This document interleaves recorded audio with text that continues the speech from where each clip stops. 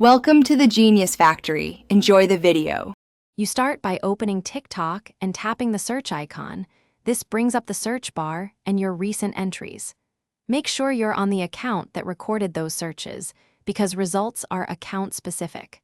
Once you see the list of recent searches beneath the bar, press and hold any individual entry to reveal options. This first move gets you into the right place fast, so you don't waste time fighting menus. Continue when you see the option to delete or clear history. Now focus on removing specific queries. Press and hold one recent search. A small menu should appear offering delete or remove. You do this because sometimes you only want to erase particular items without wiping everything.